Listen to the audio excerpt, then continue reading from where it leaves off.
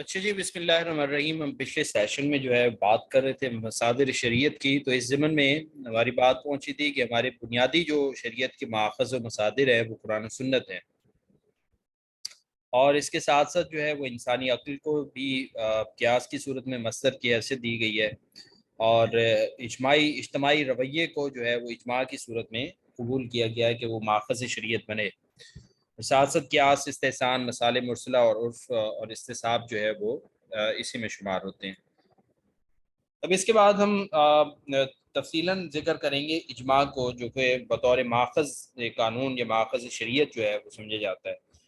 اجماع سے کیا مراد ہے؟ اجماع سے مراد یہ ہے کہ کسی شرعی یا فقہی مسئلے پر جو ہے وہ امت مسلمہ کے تمام مجتہدین جو ہے وہ متفقہ فیصلہ کر لیں۔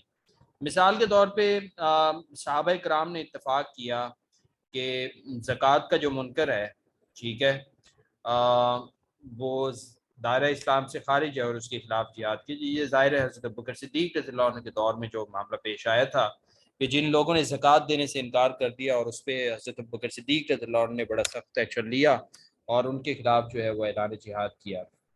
ایسے جو ہے وہ اجماع سے مراد جو ہے وہ کسی نئے پیش آنے والے جو فقہی اور شرعی نوعیت کے معاملے ہوتے ہیں، ان پر امت کے جو فقہاء اور مجتہدین ہیں اس پر اپنی آزادانہ، بغیر کسی سرکاری یا حکومتی اثر رسوخ کے وہ غور و فکر کرتے ہیں، اور پھر قرآن و سنت کی روشنی میں ان نئے مسائل کا جو حل پیش کرتے ہیں اور پھر اس پہ متفق ہو جاتے ہیں، تو اس کو اجماع کہا جاتا ہے، ٹھیک ہے۔ اور یہ اجماع جو ہے وہ ظاہر ہے کسی ایک مجلس میں یا کسی اجلاس میں بیٹھ کے کیا جانے والا فیصلہ نہیں ہوتا، بلکہ اصل میں یہ دلائل اور آراء کا تبادلہ ہوتا ہے، جو کئی مہینے اور کئی جو ہے وہ سال چلتا رہتا ہے، اور اس کے بعد جو امت کے مجتہدین ہیں وہ کسی مسئلے پر جو ہے وہ اجماع کر لیتے ہیں۔ اس کے بعد ہم آتے ہیں جی اجتہاد اور قیاس کی طرف۔ قیاس جو ہے نا، دراصل یہ اجتہاد ہی کی قسم ہے، ٹھیک ہے۔ اجتہاد آپ کو پتہ ہے کہ حکم شرعی معلوم کرنے کے لیے جو کوشش ہوتی ہے اس کو اجتہاد کہتے ہیں، تو قیاس جو ہے یہ بھی دراصل اجتہاد ہی کی قسم ہے۔ ویسے تاریخی اعتبار سے اگر دیکھا جائے تو اجتہاد کو جو ہے وہ تیسرے نمبر پہ ہونا چاہیے، کیونکہ اس کی منظوری تو آپ صلی اللہ علیہ وسلم نے خود دی تھی، اور وہ اس صورت میں کہ معاذ بن جبل رضی اللہ عنہ کو جب آپ صلی اللہ علیہ وسلم نے یمن کا گورنر بنا کر بھیجا، تو وہاں پہ جو معاذ بن جبل نے کہا کہ اجتہد برأیی، کہ میں جو ہے وہ اپنی رائے سے اجتہاد کروں گا، تو اس میں آپ صلی اللہ علیہ وسلم نے ظاہر ہے معاذ بن جبل کو جو ہے وہ منظوری دی۔ تو بہرحال اجتہاد کے بہت سارے طریقے ہیں اور اسلوب ہیں، اور ان میں اہم اور رائج جو اسلوب ہے وہ قیاس ہے۔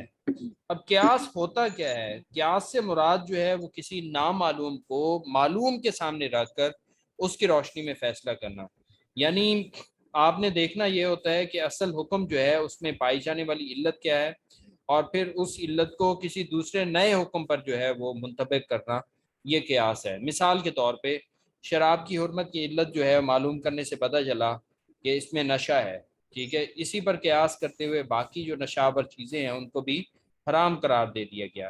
اب اگر کوئی نئی چیز آتی ہے جس کا قرآن و سنت میں اس طرح ڈائریکٹ کوئی نام لے کر اسے حرام قرار نہیں دیا گیا، لیکن اگر اس کے اندر نشے کی علت پائی جاتی ہے تو وہ بھی شراب ہی کی طرح حرام ہوگی، اور اس کو ہم کہیں گے کہ یہ قیاس کی بنیاد پہ جو ہے اس کو حرام قرار دیا گیا۔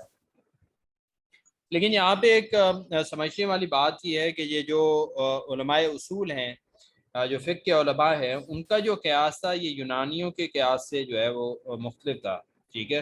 اور علماء اصول کا جو قیاس ہے یہ ظاہر ہے صحابہ کرام کے جو اجتہادات ہیں ان کی روشنی میں ہمارے سامنے آیا، اور پھر اس کے بعد تابعین کے دور میں مزید اس پہ غور و فکر ہوا، اور پھر اس کی روشنی میں جو ہے مختلف احکام اور قواعد جو ہے وہ بنائے گئے، ٹھیک ہے۔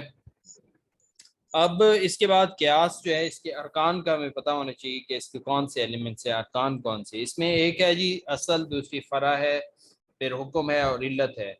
اصل کیا ہوتا ہے؟ ٹھیک ہے، اس کو بھی ہم جو ہے وہ ایک مثال سے سمجھیں گے، پھر اس کو سمجھ آئے گا کہ شریعت میں جو پہلے سے موجود حکم ہے اس کو اصل کہا جاتا ہے۔ حکم کیا ہے کہ شراب جو ہے وہ حرام ہے، ٹھیک ہے، یہ اب اصل ہو گیا۔ اب فرع کیا ہے؟ فرع ہے جی کوئی نئی پیش آنے والی جو صورتحال ہے یا نیا پیش آنے والا جو مسئلہ ہے وہ فرع ہے، ٹھیک ہے، جیسے افیون وغیرہ ہے، اوپیم ہے۔ ٹھیک ہے، یا میروینا ہے یا کوئی بھی نشہ آور چیز ہے. اب اس کا جو حکم ہے وہ کیا ہے کہ یہ ہم دیکھیں گے کہ اس پہ کیا حکم لگائیں. فرض ہے، واجب ہے، مندوب ہے، حرام ہے، مکروہ ہے، کیا چیز ہے. ٹھیک ہے، اب اس کی ہم نے علت دیکھنی ہے. ان دونوں میں علت جو ہے وہ کیا ہے کہ شراب جو ہے اس کے اندر اس کی حرمت کی علت تھی اس کا نشہ آور ہونا. تو ایسے افیون جو ہے، ٹھیک ہے، وہ بھی نشاور چیز ہے، تو اس لیے اس کو بھی اس کا حکم یہ لگایا کہ وہ بھی حرام ہو گیا. اب یہ علت جو ہے اس کا کیسے ہمیں پتہ چلے گا؟ علت یا تو حکم کے ساتھ ہی بیان ہو جاتی ہے، جیسے قرآن مجید میں کچھ احکام آئے ہیں ان کی علتیں بھی بیان ہو گئی. اس زکوٰۃ کے ضمن میں اللہ نے فرمایا کہ کئی لا یکون دولۃ بین الاغنیاء. ٹھیک ہے، اور بعض کا یہ علت جو ہے وہ کسی حکم میں اشارتاً بھی جو ہے وہ اس میں دی ہوتی ہے. بہرحال یہ ایک فقیہ کا کام ہے کہ اس میں غور و فکر کرے اور یہ دیکھے کہ کسی جو حکم ہے اس کے پیچھے جو ہے وہ علت کیا ہے. ٹھیک ہے، اور یہی وہ غور و فکر ہے جس کو ہم اجتہاد کہتے ہیں، جو ایک فقیہ کرتا ہے. ٹھیک ہے، اس کے بعد استحسان ایک اصطلاح استعمال ہوتی ہے. تو استحسان کو بھی بطور ماخذ قانون شمار کیا جاتا ہے. تو اس کی دریافت اصل میں جو ہے فقہائے احناف نے کی. شروع میں امام شافعی نے اس کی مخالفت کی، بعد میں فقہائے شوافی جو ہیں انہوں نے بھی استحسان کو بطور ماخذ جو ہے وہ تسلیم کر دیا. استحسان کو دراصل ایکویٹی کہا جاتا ہے. ٹھیک ہے، اب یہ استحسان ہوتا کیا ہے؟ بعض اوقات ایسا ہوتا ہے کہ ہم قیاس کرنے لگتے ہیں تو جو ظاہری قیاس ہے اس سے ایسے نتیجے نکلتے ہیں کہ جو شریعت کی نظر میں پسندیدہ نہیں ہوتے. ٹھیک ہے، یعنی قواعد کی روح سے قیاس تو درست تھا مگر نتائج کے اعتبار سے جو ہے وہ شریعت کے مطابق نہیں تھا. تو اس صورت میں استحسان یہ ہے کہ اس ظاہری قیاس کو چھوڑ کر باطنی یا خفی قیاس جو ہے اس کو ترجیح دی جائے، یعنی اس میں اچھائی کا پہلو تلاش کرنا اور اس کو اختیار کرنا، یہ استحسان ہے. اس کو بھی اس کی بھی ایک مثال جو ہے وہ ہمیں پتہ ہونی چاہیے، اور اس کی مثال ہے جی بیع سلم. ٹھیک ہے، بیع سلم میں جو ہے وہ کس اصول کے تحت ہوتی ہے؟ یہ قیاس خفی سے طے ہوتی ہے. ٹھیک ہے، کہ بیع سلم کیا ہوتی ہے کہ جیسے آپ کسی کو جو ہے وہ کسی سپلائر کو جو ہے آرڈر پہ مال تیار کرواتے ہیں، تو یہ بیع سلم ہے. آپ کہیں کہ مجھے جو ہے وہ یہ فرنیچر چاہیے یا اس طرح کی کوئی چیز چاہیے، تو وہ آپ کو آرڈر پہ مال جو ہے وہ تیار کر دے یا کوئی چیز پیکنگ آپ کو کر دے، تو اس چیز کو جو ہے وہ بیع سلم کہا جاتا ہے، اور اس کی ظاہر ہے اجازت ہے، آپ ایسے کر سکتے ہیں. استحسان بالنص.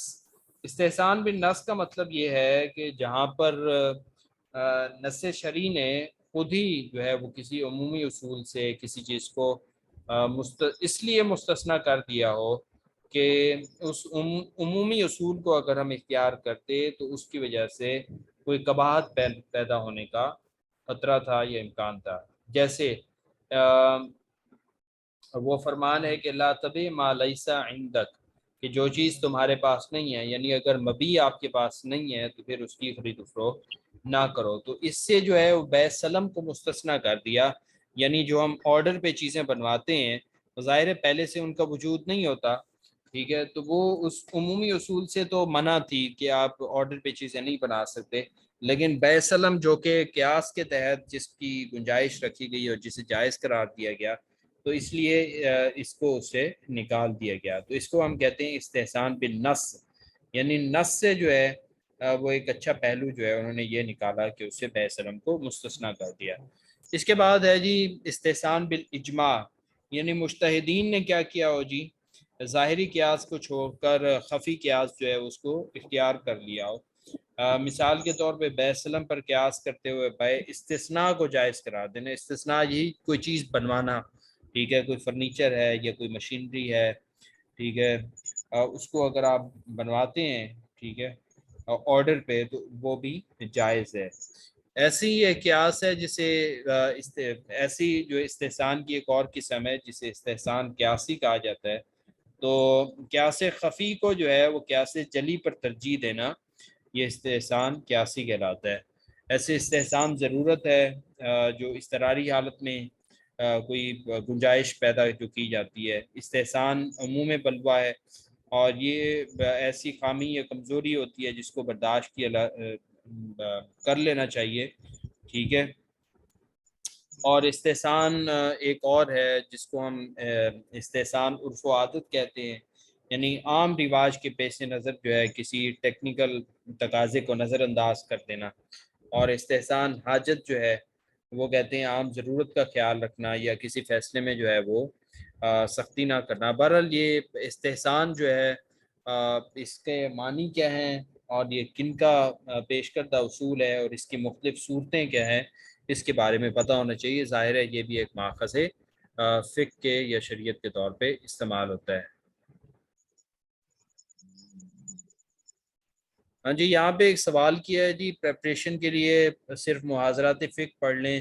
بہت ساری چیزیں ہیں جو محاضرات فقہ جو ہے وہ کور کر دیتی ہے۔ ظاہر ہے محاضرات فقہ جو ہے وہ فقہ کے متن سے تو بحث نہیں کرتی، لیکن فقہ کیا ہے، فقہ کا تعارف ہے، اصول فقہ ہے، فقہ کے اندر ہونے والی مباحث ہیں، بنیادی اصطلاحات ہیں، موضوعات ہیں، ان سے ضرور بات کرتی ہے۔ تو آپ کا جو ایم اے کا اگر سلیبس دیکھیں تو اس کے 3 حصے ہیں فقہ کے پرچے میں۔ اس میں ایک تاریخ فقہ ہے اور ایک اصول فقہ ہے اور ایک متن فقہ ہے۔ تو محاضرات پڑھنے کے بعد جو ہے وہ آپ تاریخ فقہ اور اصول فقہ جو ہے اس کو اچھے سے جان جاتے ہیں اور اس میں کافی ساری معلومات آپ کو مل جاتی ہیں۔ البتہ جو متن فقہ ہے وہ آپ کو الگ سے جو ہے وہ کرنا پڑے گا۔ اس کے اندر یہ 12 خطبے ہیں، تو انشاءاللہ ہم کوشش کریں گے یہ جو 3 سیشن آپ کے شیڈول کیے گئے ہیں تو ان کے اندر جو ہے وہ ہم ان کو پورا کریں گے، ٹھیک ہے۔ اس کے بعد ہم آتے ہیں جی مصلحت کی طرف، کہ مصلحت کو یا جس کو ہم مصالح مرسلہ کہتے ہیں وہ کیسے ماخذ سے قانون بنتی ہے۔ تو مصلحت وہ ہے جو مقاصد شریعت کا تحفظ کرتی ہو، یعنی شریعت کے مقاصد کیا ہے، یہ دین کا تحفظ ہے، جان کا، نسل کا، عقل کا، مال کا تحفظ ہے، یعنی اس سے مراد ہر وہ فائدہ مند چیز ہے جس کے بارے میں شریعت خاموش ہے۔ تو مصلحت کے جو ہیں وہ 3 معیارات ہیں، ٹھیک ہے، کہ وہ واقعی مفید ہو اور اس کی افادیت جو ہے وہ تمام مسلمانوں کے لیے ہو اور وہ جو ہے قرآن و سنت سے بھی متعارض نہ ہو۔ تو ایسی مصلحت جو ہے وہ بھی شریعت کا ماخذ بنتی ہے، کہ بعض اوقات ہمیں دیکھنا پڑتا ہے کہ کسی کام میں بہتری ہے، مصلحت ہے، تو اس کو بھی قبول کر لیا جائے۔ اس کے بعد عرف اور رواج ہے، یہ بھی شریعت کا ماخذ بنتے ہیں۔ بعض چیزیں ہوتی ہیں جیسے لباس ہے، خوراک ہے یا میل جول سے متعلق معاملات ہیں، تو اس میں بھی جو ہے عرف اور رواج کا جو ہے وہ لحاظ رکھا جاتا ہے۔ جیسے شریعت نے خود ہی کہا کہ خذوا زینتکم عند کل مسجد، ٹھیک ہے، اور بعض جگہوں پہ جو ہے آپ دیکھیں کہیں پہ ننگے سر نماز پڑھنا جو ہے وہ رواج ہے، کہیں پہ جو ہے وہ سر کو ڈھانپ کے نماز پڑھنا جو ہے وہ رواج ہے۔ یہ ہر ایک کا اپنا عرف اور رواج ہے جس کے تحت جو ہے اس کو اختیار کیا جاتا ہے۔ اس کے ساتھ ساتھ ماخذ کے ضمن میں ایک چیز ہے استصحاب۔ استصحاب کا مطلب یہ ہے کہ ماضی میں ثابت شدہ چیز کو باقی رکھا جائے، اور اسی کی بنیاد پہ جو ہے وہ سابقہ شریعتیں ہیں، کہ سابقہ شریعتوں کی کچھ چیزیں جو اسلامی شریعت نے باقی رکھیں تو وہ اس اصول کی بنیاد پہ ہیں جس کو استصحاب کہا جاتا ہے، ٹھیک ہے۔ تو یہاں تک جی ہمارے تقریباً 3 خطبے جو ہیں وہ کمپلیٹ ہو گئے ہیں، تو باقی انشاءاللہ باقی سیشنز پہ جو ہے وہ ہم کریں گے اسے۔ ابھی آپ کوئی سوال پوچھنا چاہیں تو اس کے لیے ہم جو ہے وہ یہ سیشن رکھ لیتے ہیں۔